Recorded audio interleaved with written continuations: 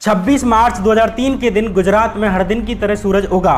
सुबह करीब 7:30 बजे भाजपा के कद्दावर नेता और गुजरात के गृह मंत्री रहे हरेन पांड्या अपनी मारुति 800 कार लेकर एक पार्क में टहलने के लिए निकले। लेकिन कुछ देर बाद ही पूरे अहमदाबाद में एक खबर ने सनसनी फैला दी कि गुजरात के मुख्यमंत्री नरेंद्र मोदी के सबसे बड़े विरोधी नेता हरेन पांड्या की गोलियों से भूनकर हत्या कर दी गई है। अहमदाबाद शहर में इस मौत को एक राजनीतिक हत्या की तरह देखा गया। इसके बाद एक नज़दीकी अस्पताल में हरेन पांड्या का शव ले जाया गया। जब वहां पर मुख्यमंत्री नरेंद्र मोदी पहुंचे तो हरेन पांड्या के पिता ने उन्हें वहां से चले जाने के लिए कहा। इसके बाद जब नरेंद्र मोदी हरेन पांड्या के शव पर श्रद्धांजलि देने के लिए गए तो हरेन पांड्या के बूढ़े पिता ने कहा कि आप यहां से चले जाइए, हमें आपकी सहानुभूति की जरूरत नहीं है। भाजपा और आरएसएस से जुड़ा एक ब्राह्मण परिवार होते हुए भी हरेन पांड्या का परिवार नरेंद्र मोदी को ही उनकी हत्या का जिम्मेदार मानता रहा है। This video might prove Modi साहब अ खूनी। ज्यादा खुले शब्दों में अपनी बातों को बयान न करते हुए मोदी जी के काले कारनामों पर से पर्दाफाश करते हैं। क्या आप जानना चाहते हैं कि भाजपा नेता हरेन पांड्या जी की मौत का जिम्मेदार कौन है? उनकी डेथ का रहस्य क्या है? क्या वो डेथ नहीं एक मर्डर था और वो मर्डर किसी जानी मानी हस्ती ने किया? ये जो सारे राज है ना, वीडियो के अंत तक हमें मालूम चल जाएंगे कि इनके पीछे का सच क्या है। वैसे वीडियो थोड़ा खतरनाक हो सकता है, पर दिल पर हाथ रख के चलिए वीडियो आरंभ करेंगे, पर सलाम नमस्ते के बाद। हे हाय हेलो नमस्ते जी, सत श्री अकाल, अस्सलाम वालेकुम। मैं निधि शर्मा इंडिया से। और जब इंटेंस बातें होती हैं दो दोस्तों के बीच में तो कई बार सलाम नमस्ते करना भी भूल जाते हैं, और यारियों दोस्तियों में इतना चलता है। So without any further ado let's go for it focus. इसके कई कारण थे। चूंकि मोदी और हरेन पांड्या दोनों आरएसएस से आते थे और हरेन पांड्या पहले से ही गुजरात में गृह मंत्री थे, इसलिए वे आने वाले समय में गुजरात के मुख्यमंत्री पद के दावेदार हो सकते थे। मोदी शुरू से ही उन्हें अपने एक प्रतिद्वंदी की तरह देखते थे। जब नरेंद्र मोदी को पहली बार गुजरात का सीएम बनाया गया तो सबसे पहले उन्होंने हरेन पांड्या के ही पर कुतरे और उन्हें गृह मंत्री पद से हटाकर राजस्व मंत्री बना दिया। चूंकि सीएम बनने से पहले मोदी की कोई लोकप्रियता नहीं थी और मुख्यमंत्री बने रहने के लिए सबसे पहले उन्हें किसी विधानसभा सीट से जीतकर विधायक बनना था, इसलिए मोदी चाहते थे कि उन्हें अहमदाबाद की एलिस ब्रिज विधानसभा सीट मिल जाए। और वो सीट थी जहां से भाजपा नेता हरेन पांड्या लगातार 3 बार से विधायक बनकर आ रहे थे। जब हरेन पांड्या ने मोदी को अपनी विधानसभा सीट देने से मना कर दिया तो वे मोदी की नज़रों में खटकने लगे।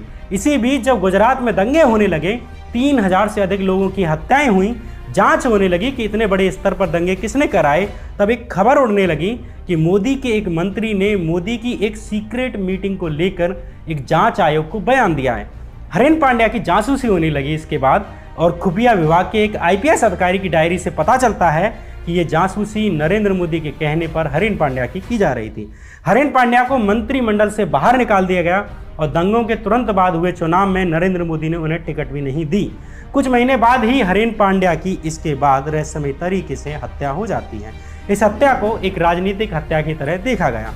बाद में कई साल बाद खुलासा हुआ कि सोहराबुद्दीन नाम के एक गैंगस्टर को हरेन पांड्या की हत्या करने की सुपारी दी थी, और ये सुपारी किसी और ने नहीं बल्कि मोदी और अमित शाह के प्रिय पुलिस अधिकारी डीजी बंजारा ने दी थी। साल 2005 में सोहराबुद्दीन को भी गुजरात पुलिस ने एक फर्जी एनकाउंटर करके निपटा दिया, और इसका आरोप भी ये लगा कि ये सोहराबुद्दीन को भी डीजी बंजारा ने ही निपटाया है।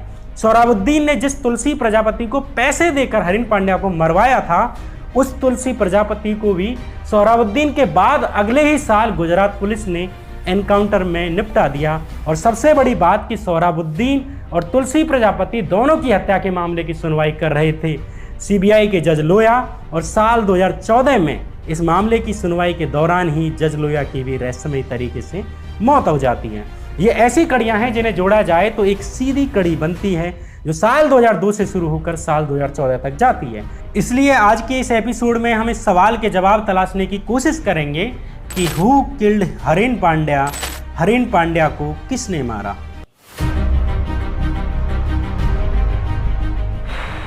नमस्कार, मैं श्यामीरा सिंह। जिन रहस्यमयी परिस्थितियों में भाजपा नेता और गुजरात के गृह मंत्री रहे हरेन पांड्या की हत्या की गई, वो अपने पीछे कई प्रश्न छोड़ जाती है।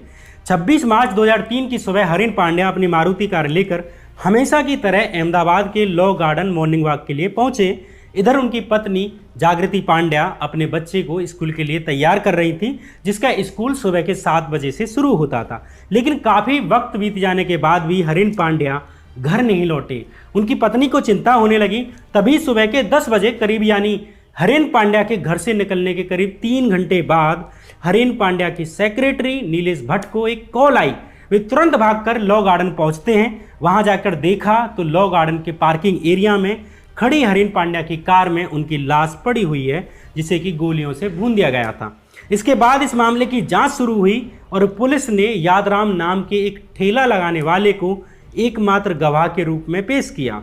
यादराम का कहना है कि मैंने अपनी आंखों के सामने सब होता देखकर इतना घबरा गया कि 1 घंटे तक अपनी जगह से हिल ही नहीं पाया।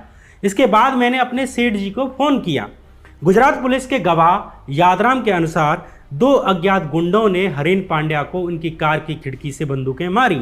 हरीन पांड्या की मौत के समय केंद्र में भाजपा की सरकार थी और आडवाणी गृह मंत्री थे, जो नरेंद्र मोदी के एक तरह से राजनीतिक संरक्षक थे। माना जाता है कि गुजरात सरकार की जांच पर लोग भरोसा नहीं करेंगे, इसलिए सीबीआई की जांच बिठा दी गई। सीबीआई ने 6 महीने के भीतर ही अपनी जांच पूरी कर दी और ये जांच कुछ और नहीं थी बल्कि गुजरात पुलिस की ही थ्योरी को ही एक तरह से मान लिया गया था, जिसके अनुसार हरीन पांड्या की हत्या मुस्लिमों द्वारा गुजरात दंगों का बदला लेने के लिए की गई थी। एक तरह से इस मामले को इस्लामी आतंकवाद से जोड़ दिया गया, लेकिन ये कहानी उतनी सरल नहीं जितनी ऊपर से दिखती है। ये तो गुजरात पुलिस का वर्जन था। बाकी वर्जन सामने आएंगे तो अपराधी अपराधी नहीं लगेंगे और नेता नेता नहीं लगेंगे। हरीन पांड्या की मौत को लेकर कई गंभीर सवाल उठे। पहला सवाल ये कि अहमदाबाद शहर के बीच में स्थित लॉ गार्डन और लोकल एलिस ब्रिज थाने के बीच में महज 2.2 किलोमीटर की दूरी है और वहां आने में महज 7 से 8 मिनट का वक्त लगता है। वैसे में ऐसे कैसे हो सकता है कि पुलिस 3 घंटे तक या उसका एक भी पुलिसकर्मी घटनास्थल पर 3 घंटे तक नहीं पहुंचता है। दूसरा सवाल, अगर पांड्या को उनकी कार में ही गोली मारी गई थी तो फॉरेंसिक रिपोर्ट में कार में एक भी गोली का अंश क्यों नहीं मिला? उन्हें 5 गोलियां मारी गईं, ऐसे कैसे हो सकता है कि एक भी गोली का निशान कार में नहीं मिले? तीसरा सवाल कि पोस्टमार्टम रिपोर्ट कहती है हरीन पांड्या को एक गोली उनके अंडकोश यानी नीचे से गोली मारी गई, जो उनके पेट को चीरते हुए सीने से होकर निकल गई। मारुति 800 जैसी एक छोटी सी गाड़ी की सीट पर बैठे 6 फुट के हट्टे कट्टे हरीन पांड्या को साइड वाली खिड़की से गोली मारी जाए तो ऐसे कैसे हो सकता है कि गोली नीचे से ऊपर की तरफ शरीर को चीरते हुए निकल जाएगी? चौथा सवाल कि चूंकि 5 गोलियों में से एक गोली उनके अंडकोश से होकर मारी गई थी, जहां पर कि शरीर की नसें केंद्रित होती हैं, अगर वहां कोई गोली लगती है तो पूरा शरीर खून से लथपथ हो जाता, पूरी गाड़ी खून से सन जाती। लेकिन ऐसे कैसे हो सकता है कि फॉरेंसिक रिपोर्ट में कार में खून ही नहीं मिला? कम से कम गाड़ी की सीट तो खून से लथपथ मिलती, लेकिन ऐसा भी नहीं हुआ। फॉरेंसिक रिपोर्ट के अनुसार गाड़ी की सिर्फ अगली सीट पर एक धब्बा मिलता है और एक चाबी के छल्ले पर धब्बे के अलावा पूरी गाड़ी में कहीं खून के निशान नहीं मिलते। पांचवा सवाल कि हरीन पांड्या की कॉल डिटेल्स क्यों नहीं निकलवाई गई? उन्होंने सुबह किसे कॉल की या उन्हें किसने कॉल की? ये कॉल्स डिटेल्स हरीन पांड्या की मौत का रहस्य खोलने में महत्वपूर्ण हो सकती थी, लेकिन ऐसा नहीं किया गया। मौके पर ही उनका सैमसंग का फ़ोन मिला था, लेकिन उसे नहीं जांचा गया। जब हरीन पांड्या की मोबाइल सर्विस प्रोवाइडर कंपनी हज से उनका कॉल डाटा मांगा गया तो उसने साल 2003 के जनवरी और फरवरी महीने का डाटा तो दे दिया, लेकिन मार्च महीने का डाटा देने से इनकार कर दिया, जिसमें कि हरीन पांड्या की मौत हुई थी। और कंपनी ने कहा कि ये डाटा बहुत पुराना है, इसलिए डाटा उपलब्ध नहीं करा सकते। जबकि मार्च से पहले आने वाले जनवरी और फरवरी महीने का डाटा कंपनी ने खुद ही दिया था, जो कि मार्च से पुराने हैं। ये भी एक अजीब बात है। ये टेलीग्राफ और तहलका जैसी मैगजीन में काम कर चुके वरिष्ठ पत्रकार शंकर ठाकुर ने अपनी investigative report who killed Haren Pandya में तथ्यों के साथ लिखी है। इन तथ्यों से ये बात का इशारा मिलता है कि हरीन पांड्या की हत्या लॉ गार्डन के पार्किंग स्थल पर नहीं बल्कि उनका अपहरण किया गया होगा और बाद में उनकी बॉडी को कार में रख दिया गया। अगर ऐसा है तो ये तथ्य गुजरात पुलिस के इकलौते गवाह यादराम के बयान पर प्रश्न खड़े करता है, जिनके अनुसार उनके सामने दो लोगों ने कार की ओपन खिड़की से गोली मारकर हरेन पांड्या की हत्या की थी। घटनास्थल से मात्र 10 मिनट की दूरी होने के बावजूद पुलिस को पहुंचने में 3 घंटे लग गए। इसके पीछे के रहस्य को टाइम्स ऑफ इंडिया के पत्रकार किंगसुक नाग की ये बात भी और गहरा कर देती है, जिसे वे अपने ब्लॉग हु किल्ड हरेन पांड्या में बताते हैं कि उन्हें मालूम है कि कुछ पुलिस अधिकारियों को हरेन पांड्या की मौत की खबर सुबह 9 बजे ही पता चल गई थी, लेकिन वे सब इसे एक राजनीतिक हत्या मानकर चुप्पी मारे रहे और घटनास्थल पर नहीं गए।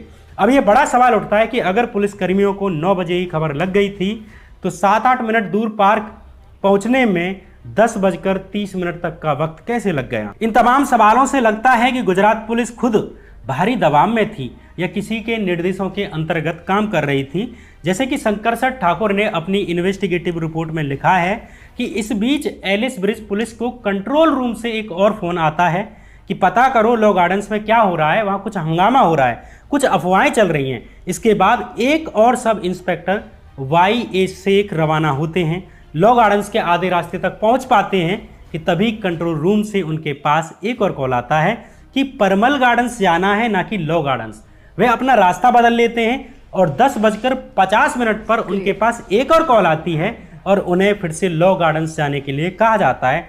वे 10:54 पर वहां पहुंचते हैं और तब तक पांड्या को गोली मारे लगभग 3 घंटे से अधिक बीत चुके थे।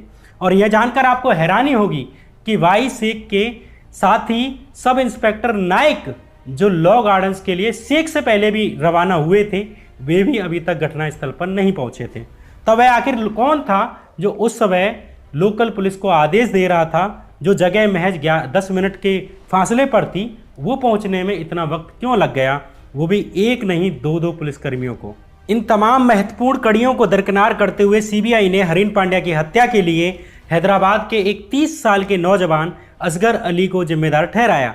असगर अली अपराध की दुनिया से ही आता था और मुस्लिम भी था। गुजरात की मौजूदा परिस्थितियों में उसे ही हरेन पांड्या की हत्या के लिए दोषी ठहराना भी आसान था। सीबीआई ने इस मामले के लिए मुख्य साजिशकर्ता अहमदाबाद के ही एक मौलवी मुफ्ती सुफियान को माना और कहा कि इसने ही असगर अली को हरेन पांड्या की हत्या के लिए सुपारी दी थी। मतलब कि जिस केस की सुइयां भाजपा के ही बड़े नेताओं को कटघरे में खड़ा कर रही थीं, वहीं ऐसा मुस्लिम एंगल लाया गया कि उन्हें न केवल उस केस से मुक्ति मिल गई बल्कि राजनीतिक लाभ भी मिल गया कि उन्हें और उनके नेताओं को इस्लामी चरमपंथियों से खतरा है, क्योंकि वे हिंदुओं का भला करना चाहते हैं। लेकिन जब हरेन पांड्या मामले को लेकर कोर्ट में ट्रायल शुरू हुए तो सीबीआई के पास बहुत सारे सवालों के जवाब नहीं थे। सत्ता की सूली नाम की किताब के अनुसार जांच कर रही सीबीआई की थ्योरी में झोल होने के बावजूद जज सोनिया गोखनी ने साल 2007 में पोटा कानून के तहत 12 लोगों को दोषी करार दे दिया और सभी को उम्र कैद की सजा सुना दी। लेकिन झूठ और फर्जी दस्तावेजों पर टिका ये मुकदमा हाई कोर्ट में नहीं टिका। गुजरात हाई कोर्ट के जस्टिस DH वाघेला और जस्टिस JC उपाध्याय ने सभी 12 दोषियों को रिहा कर दिया। हाईकोर्ट ने जांच करने वाले अधिकारियों को भी फटकार लगाते हुए कहा कि मौजूदा केस के रिकॉर्ड से बिल्कुल साफ दिखने वाली चीज ये है कि श्री हरेन पांड्या की हत्या के केस की जांच पूरी तरह चकत्तियों से भरी हुई है और उसमें कहीं कहीं रोशनी दिखती है और ये बहुत कुछ किए जाने की मांग करती है, जिसे कि छोड़ दिया गया। हाईकोर्ट ने जांच अधिकारियों को अयोग्य तक कहते हुए कहा जांच से जुड़े अधिकारियों को अपनी अयोग्यता की जिम्मेदारी लेनी चाहिए, जिसके नतीजे के तौर पर इससे जुड़े कई लोगों को भीषण उत्पीड़न का सामना करना पड़ा। इसके साथ ही सार्वजनिक संसाधनों का भारी पैमाने पर नुकसान हुआ और अदालतों का टाइम वेस्ट हुआ। दरअसल यहाँ एक बड़ी इंटरेस्टिंग चीज ये है कि जिस जांच टीम के खिलाफ हाईकोर्ट ने ये टिप्पणी की थी उसकी अगुवाई किसी और ने नहीं बल्कि IPS YC मोदी ने की थी और इन्हीं भाई साहब को साल 2017 में ही नरेंद्र मोदी सरकार ने सम्मानित करते हुए देश की खुफिया एजेंसी NIA का हेड बना दिया। लेकिन हाईकोर्ट के इस फैसले से 2 सवाल मन में उठते हैं। एक ये कि अगर इन 12 लोगों ने हरेन पांड्या की हत्या नहीं की तो किसने की और क्यों की। दूसरा सवाल ये कि गुजरात पुलिस और भाजपा की ही सीबीआई किसे बचाने के लिए इतने महत्वपूर्ण सबूतों को इग्नोर कर रही थी और किसके कहने पर जांच को दूसरी दिशा में ले जाया जा रहा था।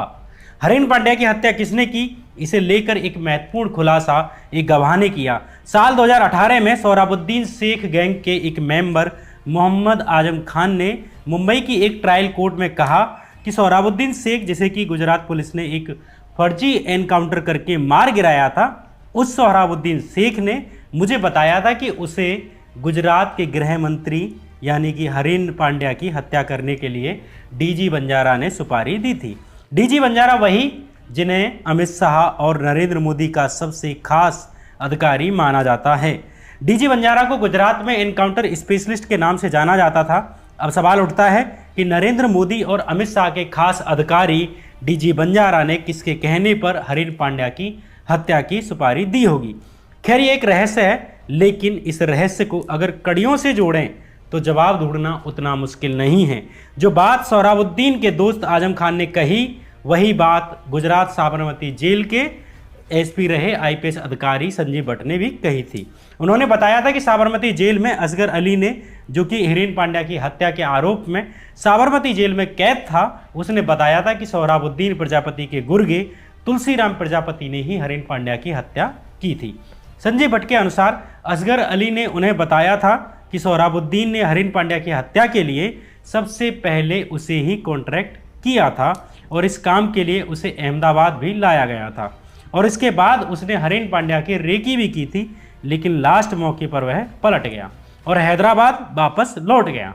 इसके बाद उसे पता चला कि सोहराबुद्दीन के साथ ही तुलसीराम प्रजापति ने हरीन पांड्या की हत्या कर दी है। साफ है, हरीन पांड्या की मौत का आरोप दो महत्वपूर्ण गवाहों के माध्यम से सोहराबुद्दीन और तुलसीराम प्रजापति पर जाता है, लेकिन इन दोनों ही गैंगस्टर्स को यानी कि सोहराबुद्दीन शेख को और तुलसीराम प्रजापति को गुजरात पुलिस ने एक फर्जी कहानी बनाकर, एक फेक एनकाउंटर बनाकर निपटा दिया। आखिर गुजरात पुलिस को ऐसा करने की ज़रूरत क्यों पड़ी? आखिर सोहराबुद्दीन और तुलसीराम प्रजापति को किसे बचाने के लिए मार डाला गया? दरअसल इस सवाल की भी एक कड़ी है। जब साल 2003 में हरीन पांड्या की मौत हुई, उस वक्त केंद्र में भाजपा की सरकार थी और सीबीआई गृह मंत्री लाल कृष्ण आडवाणी के हाथ में थी। लेकिन साल 2004 में केंद्र में सरकार बदल गई और कांग्रेस की सरकार आ गई। अब सीबीआई पर आडवाणी का नियंत्रण नहीं रह गया, वो कांग्रेस के हाथ में आ गई। इसे लेकर डीएनए वेबसाइट ने भी साल 2011 में एक खुलासा करते हुए खबर की थी कि सोहराबुद्दीन के माध्यम से हरीन पांड्या को निपटाने वाले उसके राजनीतिक आकाओं को लगा कि अब ये केस दोबारा खुल सकता है, इसलिए सोहराबुद्दीन को ही समय से निपटाने का प्लान बना दिया गया और हुआ भी यही। और साल 2005 में ही सोहराबुद्दीन को आतंकी बताकर एनकाउंटर में मार डाला गया। अब कांग्रेस के वक्त सीबीआई ने सोहराबुद्दीन मामले की जांच की तो सीबीआई ने साल 2010 में अपनी चार्जशीट में खुलासा किया कि सोहराबुद्दीन कोई आतंकी नहीं था, बल्कि अमित शाह के ही फिरौती रैकेट का एक सदस्य था। अमित शाह एक फिरौती रैकेट चलाते थे और सोहराबुद्दीन उनके रैकेट के लिए जमीन पर काम करता था। बाद में अमित शाह ने ही डीजी बंजारा से सोहराबुद्दीन को निपटाने के लिए कह दिया। यहाँ अब हरीन पांड्या की हत्या से जुड़े दो तारों को जोड़ा जा सकता है। एक आजम खान के बयान को कि डीजी बंजारा ने सोहराबुद्दीन को हरीन पांड्या की हत्या के लिए सुपारी दी थी। दूसरा तार कि डीजी बंजारा ने ही अमित शाह के कहने पर सोहराबुद्दीन को एक फर्जी एनकाउंटर करके निपटा दिया। ऐसा नहीं है कि इन दोनों तारों को सच मान लिया जाना चाहिए, इन दोनों कड़ियों पर भी शक किया जाना चाहिए, लेकिन कुछ ऐसी और घटनाएं हैं जो इन कड़ियों को गलत साबित करने के बजाय सही साबित करती हुई मालूम पड़ती हैं। दरअसल हरीन पांड्या की हत्या के आरोपी सोहराबुद्दीन का एनकाउंटर करने से पहले उसका अपहरण किया गया था। 22 नवंबर 2005 के दिन हैदराबाद के जहीराबाद के पास एक लग्जरी बस के सामने एक क्वालिस कार आकर रुकती है। सीबीआई की चार्जशीट की माने तो गुजरात पुलिस के द्वारा इस बस में से सोहराबुद्दीन और सोहराबुद्दीन की पत्नी कौसर भी और तुलसीराम प्रजापति को उतार लिया गया था और गुजरात के लिए ले जाया जाने लगा। रास्ते में तुलसीराम प्रजापति को उदयपुर में राजस्थान पुलिस को सौंप दिया जाता है। माना जाता है कि तुलसीराम प्रजापति ने ही गुजरात पुलिस को सोहराबुद्दीन का पता बताया था। पुलिस ने ही उससे कहा था कि वो तुलसीराम प्रजापति का कुछ नहीं होने देगी, इसलिए तुलसीराम प्रजापति को राजस्थान पुलिस को सौंप दिया गया और सोहराबुद्दीन और उसकी गर्भवती पत्नी कौसर बी को सीधे अहमदाबाद में स्थित दिशा फार्म हाउस ले जाया गया। 23 से 25 नवंबर तक सोहराबुद्दीन को दिशा फार्म में ही रखा गया, लेकिन 25 नवंबर की रात सोहराबुद्दीन को दिशा फार्म से अरहम फार्म नामक जगह पर शिफ्ट कर दिया गया और फिर इसी 25-26 नवंबर की रात सोहराबुद्दीन को अहमदाबाद के विशाला सर्किल के पास सोहराबुद्दीन को गोलियां मारकर निपटा दिया जाता है। गुजरात पुलिस के जिन अधिकारियों ने मिलकर सोहराबुद्दीन को निपटाया, उन अधिकारियों के संपर्क में एक नेता 22 नवंबर यानी जिस दिन सोहराबुद्दीन को अगवा किया और 26 नवंबर यानी कि जिस दिन उसे निपटा दिया गया, इन 4 दिनों में वो शीर्ष नेता इन गुजरात के अधिकारियों से लगातार संपर्क में था। ये बातें तब बाहर आईं जब सीबीआई ने इन अधिकारियों की कॉल डिटेल्स निकाली। उस नेता का नाम था अमित शाह। सीबीआई ने अपनी चार्जशीट में अमित शाह का नंबर जारी करते हुए बताया है कि इस नंबर पर लगातार इस पूरे ऑपरेशन की पल पल की खबर ली जा रही थी। सोहराबुद्दीन को निपटाने के बाद गुजरात पुलिस ने सेम थ्योरी रची कि ये लश्कर-ए-तैयबा का आतंकी था जो नरेंद्र मोदी को मारने आया था। हम राजस्थान पुलिस के साथ इसकी तलाश कर रहे थे और तभी ये हाईवे पर बाइक चलाते हुए देखा और हमने इसे रोकने की कोशिश की और इसने हम पर बंदूक चला दी। हमें भी सेल्फ डिफेंस में बंदूक चलानी पड़ी और सोहराबुद्दीन को एनकाउंटर में मार गिराना पड़ा। सोहराबुद्दीन को तो निपटा दिया गया, लेकिन उसके अपहरण के 2 गवाह थे। एक उसकी गर्भवती पत्नी कौसर बी, जो इस मामले से पूरी तरह अनजान थी, और एक उसका साथी तुलसीराम प्रजापति। कांग्रेस सरकार के वक्त सीबीआई ने जारी की अपनी चार्जशीट में खुलासा किया कि सोहराबुद्दीन की हत्या के बाद अमित शाह और मोदी के खास अधिकारी डीजी बंजारा और एसपी राजकुमार पांडियन ने सोहराबुद्दीन की पत्नी कौसर बी से मामला सुलटाने की कोशिश की। अपने पति की हत्या की खबर सुनने के बाद निर्दोष कौसर बी रो रो कर पागल हो गई। एकाएक उसकी हालत बिगड़ गई। उसे समझा बुझाकर कुछ पैसे देने के लिए ऑफर किया गया, लेकिन कौसर बी नहीं मानी। अंत में कौसर बी को भी मार दिया गया, लेकिन उसकी मौत से पहले ही उसे एक और त्रासदी देखनी पड़ी थी। सीबीआई के अनुसार गुजरात पुलिस के एसआई रविंद्र मकवाना ने बयान दिया कि उसने अजय परमार और संतराम शर्मा को आपस में बातचीत करते हुए सुना था कि जिस सब इंस्पेक्टर बीआर चौबे को दिशा फार्म में कौसर बी की देखभाल के लिए रखा गया था, उसी बीआर चौबे ने उसके साथ बलात्कार किया। कौसर बी के शव को एटीएस यानी एंटी टेरर स्क्वाड की जीप से इलोल गांव ले जाया गया। ये इलोल गांव किसी और का नहीं बल्कि नरेंद्र मोदी के फेवरेट अधिकारी डीजी बंजारा का गांव था। इस जीप के ड्राइवर ने सीबीआई के आगे गवाही दी कि कौसर बी का अंतिम संस्कार इलोल गांव की धावड़ी नदी के किनारे किया गया। उसकी हड्डियों और राख को एक बैग में रखकर और उसके बचे हुए हिस्सों को बाद में नर्मदा नदी में फेंक दिया गया और इस तरह सोहराबुद्दीन के अपहरण की गवाह कौसर बी को भी निपटा दिया गया। सोहराबुद्दीन और कौसर बी दोनों की हत्याओं के सूत्रधार डीजी बंजारा, वही डीजी बंजारा जो अमित शाह के खास थे, वही डीजी बंजारा जिन्होंने इस सोहराबुद्दीन को हरेन पांड्या को निपटाने के लिए कथित तौर पर सुपारी दी थी। उन्होंने ही सीबीआई के अनुसार उन्हें निपटा दिया। कौसर बी की हत्या पर गुजरात सरकार को भी सुप्रीम कोर्ट में अंततः मानना पड़ा था कि हाँ, उसके शरीर को जला दिया गया था, मार दिया गया था। 1 मई 2007 की फाइनेंशियल एक्सप्रेस की खबर के अनुसार गुजरात सरकार ने सुप्रीम कोर्ट की जस्टिस तरुण चटर्जी की बेंच के सामने अंततः कबूल किया कि हाँ, कौसर बी की हत्या की गई थी और उसे जलाया गया था। सोहराबुद्दीन और उनकी पत्नी का ये रहस्य कभी बाहर नहीं आ पाता अगर उनके भाई रूबाबुद्दीन ने सुप्रीम कोर्ट को पत्र लिखकर ना बताया होता कि जिस दिन सोहराबुद्दीन की हत्या हुई तब से ही उनकी भाभी कौसर बी भी गायब हैं। इसका मतलब इस एनकाउंटर की कहानी में ही झोल है और अदालत को इसकी जांच करवानी चाहिए। जैसा कि ऊपर बताया, हरीन पांड्या की मौत के बाद सोहराबुद्दीन को गुजरात पुलिस ने आतंकी बताकर निपटा दिया और उसके अपहरण की गवाह कौसर बी को भी बलात्कार करके मौत के घाट उतार दिया। लेकिन अब भी एक गवाह बचा था जिसका नाम था तुलसीराम प्रजापति, जो हरेन पांड्या, सोहराबुद्दीन और कौसर बी की मौत के रहस्यों को जानता था। इसी तुलसीराम प्रजापति द्वारा सोहराबुद्दीन ने हरीन पांड्या की हत्या की थी और यही तुलसीराम प्रजापति इस बात का गवाह था कि सोहराबुद्दीन कोई लश्कर-ए-तैयबा का आतंकी नहीं था, बल्कि हरीन पांड्या की हत्या से जुड़ी हुई एक कठपुतली था, जिसे चलाने वाले असली हाथ गुजरात में सबसे शक्तिशाली लोग थे।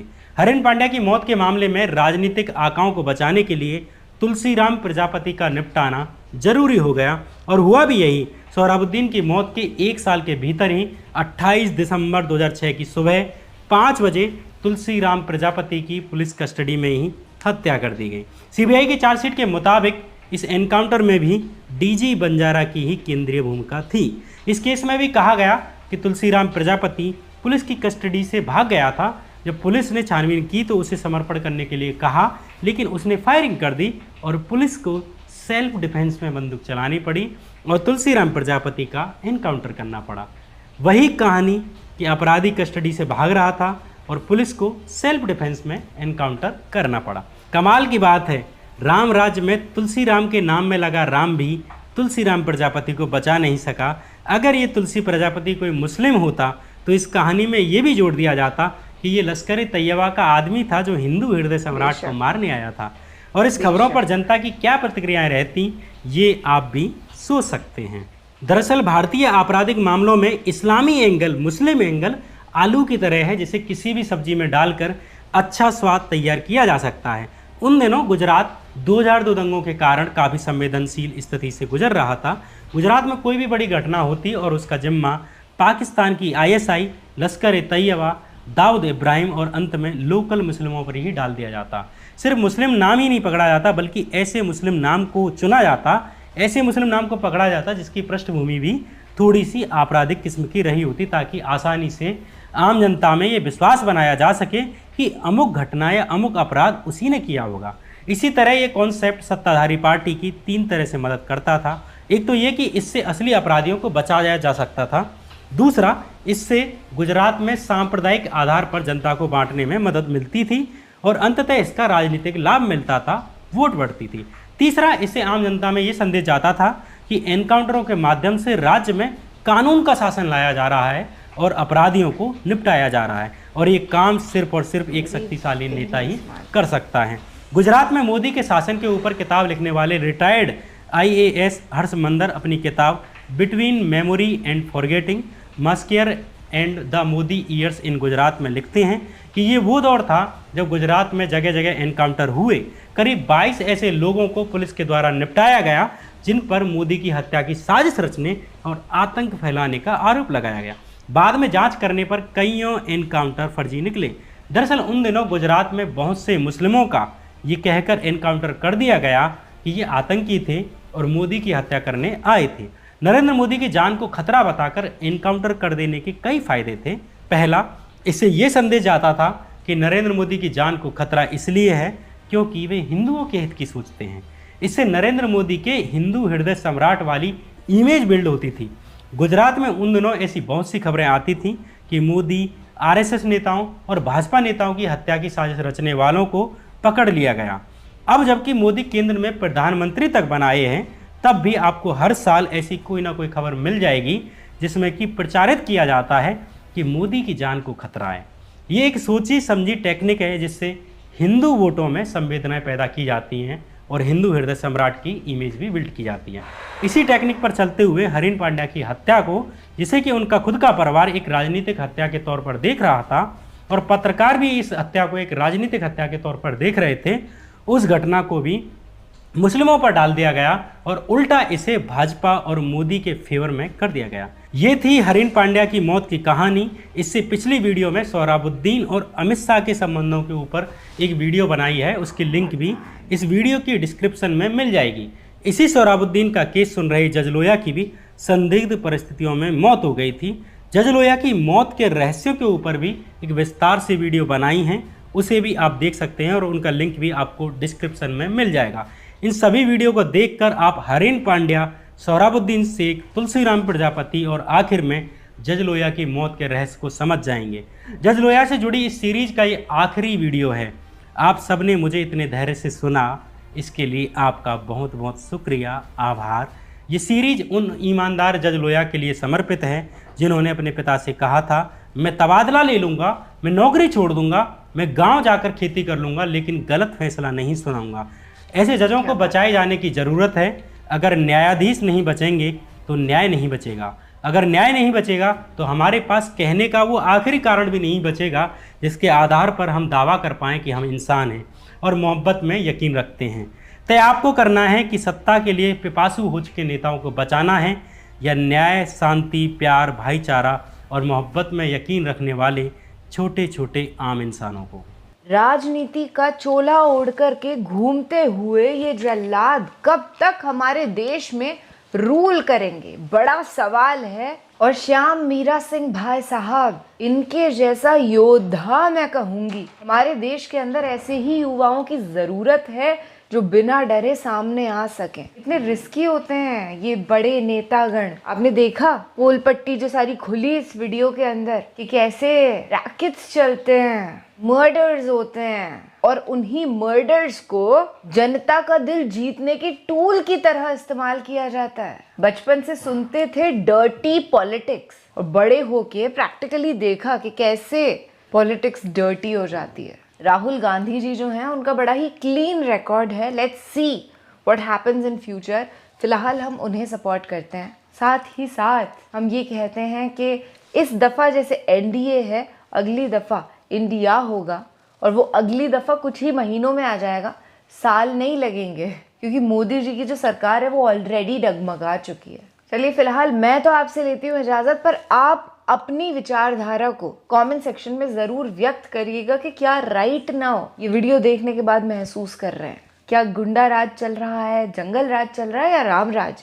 टेक केयर अगेन, शब्बा खैर, शुभ रात्रि, जय हिंद।